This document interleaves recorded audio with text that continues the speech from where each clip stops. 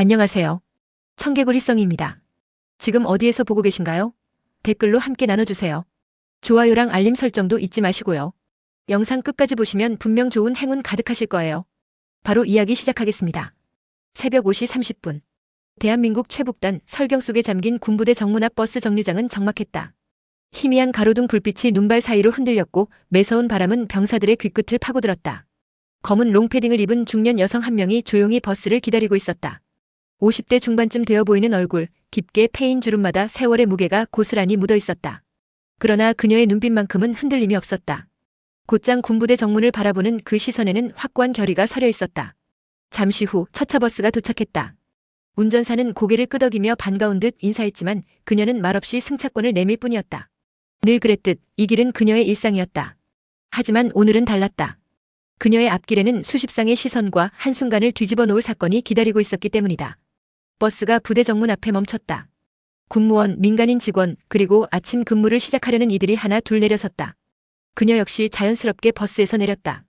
사람들의 눈에 비친 모습은 평범한 아주머니 그 자체였다. 그러나 그날 정문을 지키던 헌병 이병 이민수의 눈에는 뭔가 달리 보였다. 갓 20살, 이제 막 부대에 배치된 그에게 오늘은 특별히 긴장되는 날이었다. 상급부대 감찰이 내려와 모든 출입 절차가 엄격하게 진행되는 날이었기 때문이다. 이민수는 정문을 통과하려는 여성에게 손을 내밀었다. 신분증 확인하겠습니다. 여성은 고요한 미소를 띠며 지갑을 꺼내 신분증을 내밀었다. 이민수는 그것을 받아 들여다보다가 순간 눈이 휘둥그레졌다. 군단장. 더구나 계급은 대장 박소연. 순간 그의 젊은 얼굴에 혼란이 스쳤다. 이 아주머니가 군단장이라고? 설마 장난치는 거 아니야? 이민수는 본능적으로 목소리를 높였다. 잠깐만요. 군단장님이라면 왜 버스를 타고 오십니까? 증거를 대십시오. 정문 주변이 일순정적에 휩싸였다. 출근하던 군무원들이 발걸음을 멈추고 다른 병사들까지 호기심 가득한 눈으로 그 광경을 지켜봤다. 평범해 보이는 아주머니와 다를 바 없는 사람이 쓰리스타라니. 아무도 쉽게 믿지 못했다. 여성은 아니 박소연 대장은 잠시 눈을 감았다가 조용히 입을 열었다. 군인이란 계급장이 사람을 만드는 게 아니라 사람이 계급장을 만드는 거라고 생각합니다. 그러나 이민수는 물러서지 않았다. 그건 추상적인 말씀이십니다. 확실한 증거를 보여주십시오. 젊은 헌병의 눈빛은 날카로웠다. 의욕이 넘쳤고 실수하지 않겠다는 결의가 담겨 있었다. 그 순간 멀리서 거친 숨소리를 내며 달려오는 한 장교가 있었다. 김준호 대령. 부대 연대장이었다. 그는 박소연을 보는 순간 그대로 굳어버렸다. 그리고는 식은땀을 흘리며 단정히 경례를 붙였다. 충성. 군단장님. 정문 앞은 얼어붙은 듯 침묵이 흘렀다. 이민수의 얼굴이 하얗게 질렸다. 손에 들고 있던 신분증을 떨어뜨릴 뻔하며 그는 급히 경례를 붙였다. 죄송합니다. 박소연 대장은 차분한 눈빛으로 그를 바라보았다. 괜찮습니다. 의심하는 것도 당신의 임무니까요. 그 한마디에 병사들 사이에서는 작은 탄성이 새어나왔다. 방금 전까지만 해도 평범한 아주머니였던 사람이 사실은 부대 전체를 지휘하는 군단장이었음이 드러나는 순간이었다. 하지만 이 장면은 단지 시작에 불과했다. 군대 내부의 뿌리 깊은 편견, 언론의 눈길, 동료 간부들의 뒷말. 그리고 박소연이 감내해야 할 싸움이 이제 막 시작되려 하고 있었다. 박소연 대장이 군단장이라는 사실이 공식적으로 확인된 이후 정문 앞의 작은 소동은 일단락되었다. 헌병 이민수 이병은 밤새 잠을 이루지 못했다. 군단장님께 대들다니 내 인생 끝났구나 하는 두려움이 머리를 짓눌렀다. 하지만 다음날 박 대장은 정문을 지날 때 일부러 멈춰서서 이민수에게 말을 건넸다. 병사, 어제 내 태도는 옳았다. 군인이 규정을 지킨 게 무슨 잘못이냐? 짧은 격려였지만 그 말은 그의 가슴을 뒤흔들었다. 그는 눈물이 핑 돌았지만 고개를 깊게 숙여 충성. 을 외쳤다. 하지만 병사들의 존경과 달리 장교 사회는 달랐다. 군단장이 버스로 출근한다고? 체면이 말이 아니잖아. 대장이라는 사람이 너무 격떨어지게 행동하는 것 아닌가? 중령, 대령급 장교들의 식사 자리에서는 이런 뒷말이 오갔다. 특히 참모장 한민수 대령은 공개적으로 불만을 표했다. 군단장이면 권위와 품격을 보여야 합니다. 버스를 타는 행동은 명백히 군의 위신을 떨어뜨리는 겁니다. 그의 말에 몇몇 장교들이 고개를 끄덕였다. 하지만 그들 역시 속으로는 두려웠다. 박소연이 단순한 인물이 아니라는 것을 알기 때문이다. 며칠 뒤 부대 회의실. 박소연은 모든 연대장과 참모들을 모아놓고 정면으로 말했다. 나는 버스를 타고 옵니다. 그것이 체면을 떨어뜨린다고 생각한다면 그대들은 군인의 체면을 잘못 이해하고 있는 겁니다. 군인의 위신은 병사와 국민에게서 나옵니다. 그들이 느끼는 신뢰가 곧 우리 권위입니다. 회의실은 정적에 휩싸였다. 누구도 쉽게 반박하지 못했다. 하지만 한민수 대령은 눈빛을 굳혔다. 그는 마음속으로 속삭였다. 이런 방식으로는 오래 못 간다. 결국 무너질 거다. 얼마 지나지 않아 작은 사건이 터졌다. 중요한 군사 문건 하나가 실종된 것이다. 문서관리 책임자는 실수라 주장했지만 그 뒷배경에는 누군가의 고의가 숨어 있었다. 언론은 곧바로 달려들었다. 버스 타는 군단장, 이제는 문서까지 분실. 권위 실추 논란에 휘말린 여성 장군. 박소연은 정면으로 모든 비난을 맞았다. 그러나 그녀는 물러서지 않았다. 기자들의 질문에 단호히 대답했다. 책임은 제게 있습니다. 하지만 이번 일은 개인의 부주의가 아닌 제도적 허점에서 비롯된 문제입니다. 저는 그것부터 고치겠습니다. 밤늦게 그녀는 홀로 사무실에 남아 있었다. 창밖에는 눈이 다시 흩날리고 있었다. 그때 문을 두드리는 소리가 났다. 헌병 이민수였다. 군단장님 실례되는 줄 알지만 드리고 싶은 말씀이 있습니다. 박소연은 미소 지으며 고개를 끄덕였다. 말해보게. 저는 군단장님이 버스를 타시는 게 좋습니다. 저희 같은 병사들이랑 똑같이 길을 걷는다는 게 왠지 든든합니다. 만약 누가 그걸 비웃는다면 그건 저희까지 비웃는 거라고 생각합니다. 잠시 침묵이 흘렀다. 박소연의 눈가가 살짝 젖었다. 그러나 그녀는 곧 의연히 말했다. 고맙다. 중요한 건 어떻게 오느냐가 아니라 끝까지 흔들리지 않고 버티는 거다. 나도 자네도. 그 말은 이민수의 가슴 깊이 새겨졌다. 그리고 그 순간 박소연은 확신했다. 설령 상부와 언론이 흔들어도 자신이 지켜야 할 무대는 바로 병사들의 마음이라는 것을. 겨울이 깊어갈수록 부대 내부의 공기는 점점 더 차가워졌다. 표면적으로는 아무 문제 없어 보였지만 참모들 사이에서는 작은 균열이 점차 벌어지고 있었다. 그 중심에는 여전히 한민수 대령이 있었다. 문건 분실 사건, 누가 봐도 군단장의 관리 소홀입니다. 그런데도 책임을 지기는커녕 버티고만 있잖아. 이대로 두면 부대 체계가 무너집니다. 한민수의 목소리는 점점 거칠어졌다. 옆에 있던 몇몇 장교들은 말없이 술잔만 기울였다. 그러나 속으로는 그 말에 공감하는 이들이 적지 않았다. 며칠 뒤 열린 참모회의. 박소연 대장은 차분히 서류를 넘기며 지시를 내리고 있었다. 그때 한민수가 손을 들며 끼어들었다. 군단장님, 대규모 모의 훈련이 다음 달에 예정되어 있습니다. 하지만 이런 상황에서 제대로 된 지휘가 가능하겠습니까? 외부 평가는 가혹합니다. 괜히 우리 군단이 불명예를 쓰게 되는 것 아닙니까? 회의실이 술렁였다. 박소연은 그를 똑바로 응시했다. 대령, 우려는 이해합니다. 하지만 내가 책임지고 지휘하겠습니다. 그러자 한민수는 미묘한 미소를 지으며 덧붙였다. 만약 훈련이 실패로 끝난다면 그 책임 역시 군단장님이 지셔야 할 겁니다. 순간 공기마저 얼어붙었다. 그 말은 사실상 공개적인 도전이었다. 그날 저녁 장교식당에선 이상한 소문이 퍼지고 있었다. 훈련 지휘는 군단장이 아니라 부사령관이 맡을 거라더라. 위에서 압박이 들어왔대. 군단장이 현장에 서는 건 위험하다고. 소문은 삽시간에 퍼졌다. 병사들까지도 귓속말로 그 이야기를 나누기 시작했다. 군단장이 밀려난 거 아니야? 아무래도 버스 때문에 체면 구긴 게 문제였던 것 같아. 박소연의 귀에도 그 소문은 들어왔다. 하지만 그녀는 흔들리지 않았다. 다만 홀로 남은 사무실에서 잠시 눈을 감았다. 그리고 조용히 속으로 되뇌었다. 이 싸움은 단순히 내 체면의 문제가 아니다. 앞으로 올 후배들을 위해서라도 반드시 버텨야 한다. 며칠 후 또 다른 사건이 터졌다. 부대 내 훈련 장비 일부가 고의로 파손된 것이다. 관리 부주의라기에는 너무 의도적이었다. 군단장은 즉시 조사팀을 꾸렸지만 보고서는 깔끔하게 원인 불명으로 마무리되었다. 누군가가 뒤에서 손을 쓰고 있는 것이 분명했다. 헌병 이민수는 그 소식을 듣고 이를 악물었다. 이건 분명히 누군가가 군단장님을 끌어내리려고 꾸미는 겁니다. 하지만 그는 이등병일 뿐.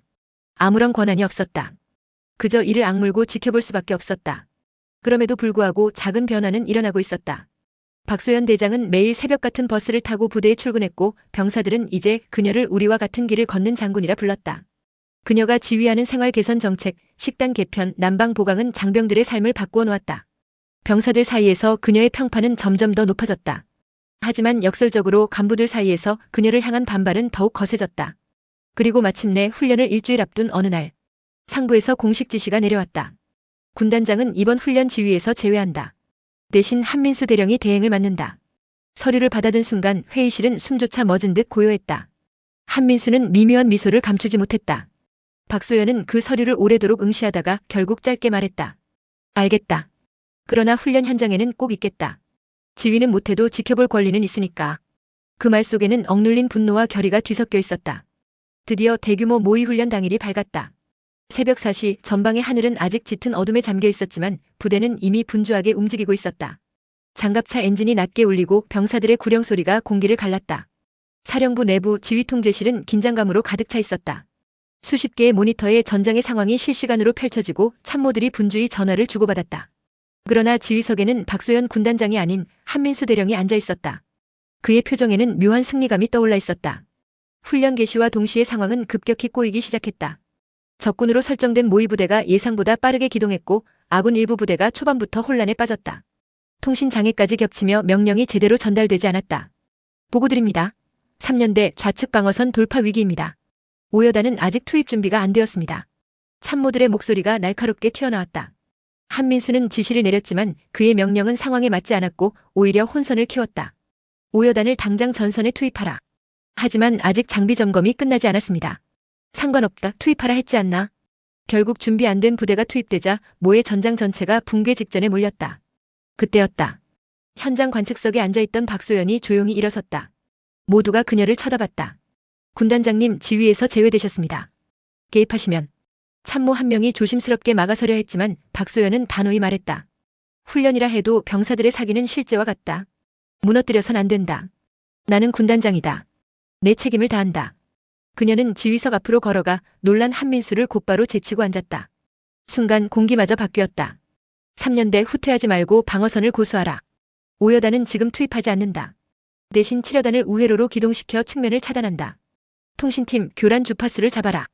15분만 버티면 상황 역전된다. 그녀의 목소리는 단호하고 명확했다. 혼란스럽던 지휘 통제실이 순식간에 정돈되기 시작했다. 모니터 속 상황이 바뀌었다. 병사들은 다시 자리를 잡고 방어선이 서서히 안정되었다. 7여단의 기동이 성공하자 적군의 우측이 막히고 3년대는 반격에 나섰다. 보고드립니다.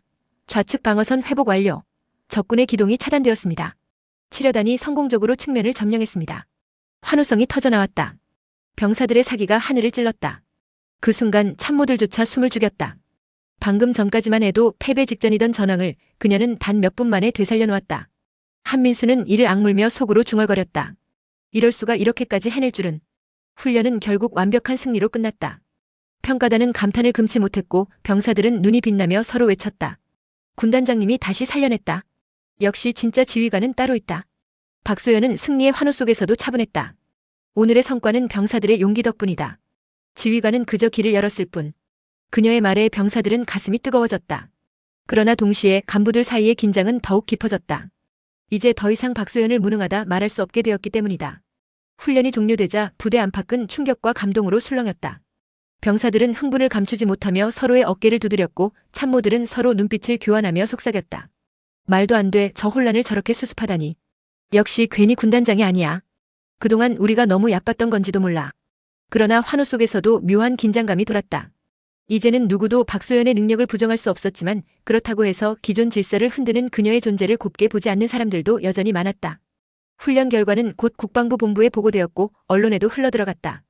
며칠 전까지만 해도 버스 타는 장군이라는 자극적인 제목으로 희화화하던 언론은 이제 톤을 바꾸기 시작했다. 위기의 순간 버스 타는 여군단장이 부대를 구하다. 현장과 함께 호흡하는 진짜 리더십. 기자들은 열띤 논평을 쏟아냈다. 그녀가 버스를 타는 이유는 단순한 검소함이 아니다. 병사들과 똑같은 시선에서 세상을 보고자 하는 의지의 표현이다. 세간의 평가는 하루아침에 반전되었다. 그러나 내부의 암투는 끝나지 않았다. 훈련 직후 국방부 조사관들이 극비리의 자료를 수집하기 시작했다. 누군가 고의적으로 훈련 전날 지휘 자료를 유출하고 상황실 서류를 치워버렸다는 증거가 하나둘 드러났다. 그 중심에는 다름 아닌 한민수 대령이 있었다. 그의 비밀스러운 통화 기록, 회의 중 남몰래 주고받은 쪽지, 그리고 증언들이 줄줄이 쏟아졌다. 박소연은 놀라지 않았다. 이미 짐작하고 있었던 사실이었기 때문이다. 조사관이 보고하자 그녀는 그저 고개를 끄덕이며 말했다. 군은 진실을 외면하지 않는다. 그는 스스로의 야망 때문에 병사들의 생명을 위험에 빠뜨렸다. 그 대가는 반드시 치러야 한다. 병사들의 반응은 더욱 극적이었다. 처음엔 단순히 버스 타는 장군이라며 호기심과 의구심을 품었던 이들이 이제는 진심 어린 존경을 보내기 시작했다. 이등병 김민수는 내무반에서 동기들에게 말했다. 솔직히 저런 상관 밑에서라면 진짜 목숨 걸고 싸울 수 있을 것 같아. 상병 박준호도 고개를 끄덕이며 대답했다. 버스 타고 다니는 게 뭐 어때서? 우리랑 똑같이 힘든 길을 걷는 거잖아. 그게 더 멋있지. 사소한 농담거리였던 이야기가 이제는 자부심으로 바뀌어 있었다. 며칠 후 군단 간부회의실. 각 부대 지휘관들이 모여 앉은 가운데 공기는 묘하게 무거웠다. 한때 박소연의 버스 출근을 비웃던 장교들은 서로 눈치를 보며 말을 아꼈다. 그때 군단장이 조용히 입을 열었다. 권이란 외형에서 오는 것이 아니다. 진정한 권위는 신뢰에서 시작된다. 오늘 우리가 본 것은 바로 그것이다. 누가 병사들의 신뢰를 얻었는지, 그리고 누가 군을 배신했는지는 이미 드러났다. 회의장은 정적에 휩싸였다. 이제 더 이상 누구도 그녀를 깎아내릴 명분이 없었다. 국방부는 공식적으로 박소연을 표창하며 발표했다. 현장과 함께하는 리더십의 모범. 모든 장병이 따라야 할 군인의 자세. 언론은 그녀를 버스 타는 장군이라 불렀지만 이제 그 말은 조롱이 아닌 존경의 상징이 되었다. 부대 정문에서 버스에서 내리는 그녀의 모습은 매일 반복되는 일상이었지만 이제는 모두가 경례와 미소로 맞이했다. 버스 기사도 민간 직원도 젊은 병사도 심지어 그녀를 의심하던 헌병까지도. 그 모습은 곧 새로운 군대의 얼굴이 되었다. 훈련 이후 군단의 분위기는 눈에 띄게 달라졌다. 병사들은 더 당당해졌고 간부들 사이에서도 이제는 능력으로 평가해야 한다는 말이 공공연히 오갔다. 그리고 그 변화의 중심에는 여전히 매일 아침 버스를 타고 출근하는 박소연 군단장이 있었다. 어느 봄날 아침 군단장 집무실 문이 조심스럽게 열렸다. 안으로 들어온 이는 아직 30대 초반의 젊은 여군 장교였다. 계급장은 중령. 이름은 김소영이었다. 안녕하십니까 군단장님. 육사 50기 김소영 중령입니다. 그녀의 목소리에는 긴장과 존경이 동시에 담겨 있었다. 박소연은 따뜻하게 미소 지으며 자리에서 일어나 악수를 건넸다. 멀리서 와주었군요. 편히 앉으세요. 김소영은 잠시 머뭇거리다가 솔직하게 속내를 털어놓았다. 군단장님 사실 저는 언젠가 장군이 되고 싶습니다.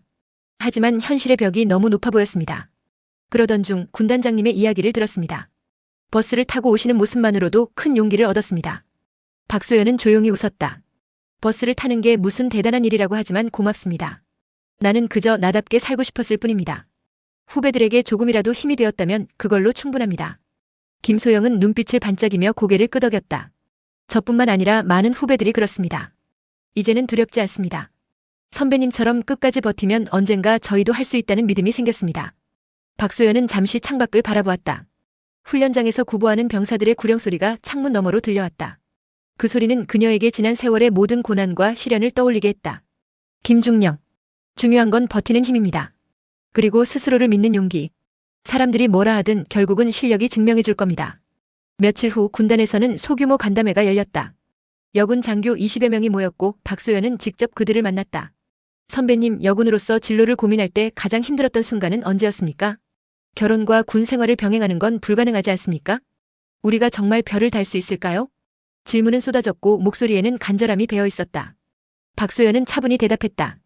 나는 수없이 무시당했고 때로는 배신당하기도 했습니다. 하지만 그 순간마다 내가 나 자신을 버리지 않았습니다. 여러분도 마찬가지입니다. 끝까지 버틴다면 언젠가는 반드시 기회가 옵니다. 그리고 이제는 혼자가 아닙니다. 우리는 서로의 증거이자 희망입니다. 그날 간담회는 눈물과 웃음으로 이어졌다. 여군 장교들은 서로의 손을 꼭 잡으며 다짐했다. 우리도 반드시 해내자. 군단장님처럼. 이 만남 이후 부대 안팎에서는 놀라운 변화가 감지되었다. 병사들 사이에서는 여군 간부들에 대한 존중이 자연스럽게 자리 잡기 시작했다. 간부회의에서도 성별보다는 성과와 능력이 더 중요한 기준으로 거론되었다. 예전 같았으면 여자가 뭘 할 수 있겠나라는 말이 당연하게 오갔지만 이제는 감히 그런 말을 꺼내는 이가 줄어들었다. 대신 이런 대화가 오갔다. 김중령, 이번 보고 정말 잘했어. 차기 지휘 후보감이야. 이제 우리 부대는 확실히 달라지고 있어. 그 출발점이 군단장님이지. 박소연의 존재는 단순한 개인의 성공을 넘어 세대 교체의 상징이 되어 있었다. 어느 날 저녁 군단장은 정문을 지키던 헌병을 우연히 보았다. 며칠 전 눈물 흘리던 그 젊은 병사였다. 이번에는 당당한 표정으로 총검을 잡고 있었다. 그는 군단장을 보자 환하게 웃으며 격려했다. 충성. 군단장님, 저 이제는 더 이상 무섭지 않습니다. 그 한마디가 박소연의 마음을 뜨겁게 만들었다. 자신의 선택이 누군가의 삶을 바꾸었다는 사실, 그것이야말로 진짜 보람이었다. 훈련의 대승리 이후 박소연 군단장의 이름은 군 내부를 넘어 사회 전반에 회자되기 시작했다. 뉴스 채널마다 그녀의 사진과 영상이 등장했고 인터넷 포털의 실시간 검색어 상위권에는 며칠 동안 버스 타는 장군이라는 키워드가 올라와 있었다. 며칠 뒤 국방부 청사에서 긴급 기자회견이 열렸다. 국방부 대변인이 단상에 올라 목소리를 높였다. 이번 군단 모의훈련에서 제3군단은 탁월한 지휘 능력과 단결심을 보여주었습니다. 특히 박소연 군단장은 현장에서 모범적인 리더십을 발휘하여 부대를 위기에서 구했습니다. 이에 국방부는 공식적으로 박 군단장의 공적을 인정하고 현장형 지휘관상 표창을 수여합니다. 플래시가 쉴 새 없이 터졌다. 기자들은 앞다투어 질문을 던졌다. 버스를 타고 출퇴근하시는 이유가 무엇입니까? 여군 최초의 군단장으로서 부담은 없으셨나요? 박소연은 차분히 대답했다. 군인이란 국민과 함께 숨 쉬어야 합니다. 저는 병사들과 같은 길을 걷고 싶었을 뿐입니다. 계급보다 중요한 건 신뢰입니다. 그 짧은 발언은 곧바로 기사 제목으로 퍼져나갔다. 시민들의 반응은 뜨거웠다. 온라인 커뮤니티에는 수천 개의 댓글이 달렸다. 진짜 멋있다. 저런 분이야말로 나라를 지킬 자격 있지. 버스 타는 게 왜 문제야? 오히려 서민적이고 좋아 보인다. 우리 사회도 이런 리더가 필요하다. 반대로 일부 부정적인 시각도 있었다. 보여주기식 아닌가? 여군이라고 특별 대우 받는 것 같다. 하지만 전반적으로 여론은 긍정적이었다. 무엇보다도 여군에 대한 시각이 눈에 띄게 달라졌다. 박소연이 단순히 여성 장군이 아니라 능력으로 인정받은 지휘관으로 자리 잡았기 때문이다. 국회 국방위원회에서도 그녀의 사례가 언급되었다. 한 의원은 이렇게 발언했다. 군단장님 사례는 단순히 개인의 성공을 넘어 우리 군의 체질 개선을 보여주는 상징입니다. 성별이나 배경이 아니라 실력으로 평가받는 문화를 만들어야 합니다. 언론 칼럼니스트들도 잇따라 논평을 실었다. 버스 타는 장군은 한국 군대의 미래를 보여준다. 겸손과 강인함 그리고 진정한 리더십이 무엇인지 말이다. 국방부는 내부 검토 끝에 몇 가지 새로운 정책을 발표했다. 여군 진급 비율 확대 일정 비율 이상 여군이 고위직에 오를 수 있도록 장벽을 낮추기로 했다. 현장형 리더십 교육 강화 모든 지휘관 후보자들에게 병사들과 함께 생활하는 시간을 의무화. 대중교통 및 자가 출퇴근 허용 확대 지휘관의 권위적 형식을 줄이고 자율성을 확대. 이 정책은 큰 파장을 일으켰다. 일부 보수적인 장교들은 여전히 불편해했지만 젊은 장병들과 사회 전반에서는 환영의 목소리가 컸다. 그러나 모든 이가 기뻐한 것은 아니었다. 훈련 직후 조사 결과로 한민수 대령의 배신이 드러나자 그와 뜻을 같이 하던 일부 고위 간부들이 불안에 떨기 시작했다. 이제 우리가 설 자리가 점점 좁아지고 있어. 여군 하나 때문에 군의 전통이 무너지고 있어. 그들의 불평은 여전히 이어졌지만 시대의 흐름을 막을 수는 없었다. 이미 변화는 시작되었고 병사들과 사회는 그것을 지지하고 있었다. 무엇보다도 가장 큰 변화는 후배 세대에게서 일어났다. 사관학교와 각군 교육기관에서 여군 후보생들은 이제 더 이상 주눅 들지 않았다. 군단장님도 버스 타고 별을 다셨다는데 우리라고 못할 게 뭐야? 이제는 길이 열렸어. 끝까지 버티기만 하면 돼. 박소연은 자신도 모르게 하나의 상징이 되어 있었다. 버스는 단순한 교통수단이 아니라 겸손과 진정성 그리고 희망을 의미하는 아이콘이 된 것이다. 시간은 빠르게 흘러 어느덧 여름. 국방부는 한미연합 대규모 훈련을 공식 발표했다. 이번 훈련은 단순한 국내 평가를 넘어 해외 언론과 각국 군사 참관단이 지켜보는 국제적 행사였다. 박소연 군단장은 다시 한번 시험대에 올랐다. 국방부 내부에서는 여전히 그녀의 존재를 불편해하는 세력이 있었고 이번 기회를 통해 증명해보라는 압박이 가해졌다. 훈련 당일 새벽 수천 명의 병력과 최신 장비들이 전방 훈련장에 집결했다. 전차 포신이 일제히 하늘을 가리키고 전투기들이 굉음을 내며 상공을 선회했다. 언론 카메라와 외국 참관단의 시선이 모두 집중되었다. 훈련 개시. 사령부 안은 곧 전쟁터와 다름없는 긴장감으로 휩싸였다. 적군으로 설정된 모의부대는 전례 없는 속도로 기동했고 돌발 변수들이 곳곳에서 터졌다. 박소연은 지휘석에 앉아 차분히 상황판을 바라보았다. 3여단 좌측 능선을 확보하라. 5여단은 지연전으로 시간을 벌고 7여단은 기동 후 적 후방을 차단한다. 그녀의 목소리는 단호하면서도 부드러웠다. 명령은 즉시 무전기를 타고 현장으로 전달되었다. 훈련 중반 예기치 못한 돌발 상황이 발생했다. 실제 장비 고장이 겹치면서 아군 전차 부대가 움직이지 못하게 된 것이다. 일순간 적군이 설정된 가상의 병력이 전선을 돌파할 위기에 몰렸다. 보고드립니다. 전차 제1대대가 고립되었습니다. 적군 기동이 예상보다 빠릅니다. 측면이 뚫릴 위험이 있습니다. 지휘실 안은 술렁였다. 모두의 시선이 군단장을 향했다. 박소연은 잠시 눈을 감고 지도를 떠올렸다. 그리고 결단을 내렸다. 포병 전격적으로 사격 좌표를 변경한다. 화력 집중으로 적 기동을 차단하라. 동시에 기동 가능한 차량을 전부 동원해 전차 대대를 지원한다. 명령이 떨어지자 하늘이 흔들릴 듯 포성이 울려 퍼졌다. 포병의 정밀한 사격이 적 기동을 끊어냈고 보병이 신속히 진지로 이동하며 방어선을 구축했다. 고립된 전차 대대는 간신히 후퇴로를 확보했고 병사들은 환호성을 터뜨렸다. 외국 참관단들은 놀란 눈빛으로 서로를 바라보았다. 저 지휘관이 누구지? 저렇게 빠르고 정확한 판단은 처음 본다. 훈련은 다시 안정되었고 오히려 아군이 압도적인 화력으로 반격에 나설 수 있었다. 전장은 곧 박소연 군단장의 손바닥 위처럼 질서정연하게 움직였다. 훈련 종료 후 미군 장성 한 명이 직접 그녀를 찾아와 악수를 청했다. 제너럴 파크, 요 리더십 이즈 리마커벌. 박 장군, 당신의 리더십은 놀랍습니다. 해외 언론은 앞다투어 그녀의 이름을 보도했다. 버스를 타고 다니는 한국 여장군, 연합훈련서 세계를 놀라게 하다. 겸손에서 나온 강인함, 새로운 군사 리더십의 상징. 박소연의 이야기는 이제 한국을 넘어 세계가 주목하는 상징이 되어 있었다. 그러나 훈련 직후 또 하나의 진실이 드러났다. 그동안 박소연을 끌어내리려던 세력이 훈련 직전까지도 그녀의 지위를 방해하려 했던 것이다. 훈련 시작 몇 시간 전 일부 중요 장비 점검이 의도적으로 지연된 정황이 확인되었다. 조사 결과 배후에는 여전히 남아있던 보수적 간부 그룹이 있었다. 국방부는 즉각 해당 간부들을 직위 해제하며 강력한 메시지를 내렸다. 군의 명예를 위협하는 어떠한 행위도 용납하지 않는다. 그 순간 박소연의 위치는 누구도 흔들 수 없는 절대적 신뢰 위에 서게 되었다. 훈련이 끝난 다음 날 그녀는 평소처럼 버스를 탔다. 시민들과 병사들이 함께 앉아 있었고 모두 자연스럽게 그녀에게 인사를 건넸다. 군단장님, 오늘도 수고 많으십니다. 덕분에 자랑스럽습니다. 그녀는 미소로 답하며 창밖을 바라보았다. 한때는 의심과 조롱이 따라다녔던 버스 타는 장군이라는 별명이 이제는 겸손과 강인함의 상징이 되어 있었다. 그리고 마음속으로 속삭였다. 길은 내가 만든 것이 아니라 우리가 함께 만든 것이다. 이제 이 길을 따르는 이들이 더 많아질 것이다. 몇 년이 흘렀다. 계절은 몇 번이고 바뀌었고 군단의 풍경도 달라졌다. 군단장 박소연은 여전히 매일 아침 버스를 타고 출근했다. 이제는 아무도 그것을 이상하게 여기지 않았다. 오히려 정문 근처에는 병사들이 자연스럽게 서서 그녀를 향해 밝게 격려했다. 충성. 군단장님 좋은 아침입니다. 그래, 오늘도 힘내자. 짧은 인사 속에서도 서로의 신뢰가 오갔다. 어느 날 국방부 청사. 박소연은 공식 행사에 참석하기 위해 단상에 앉아 있었다. 그 순간 그녀의 눈앞에 낯익은 이름이 호명되었다. 김소영 대령 준장 진급을 명한다.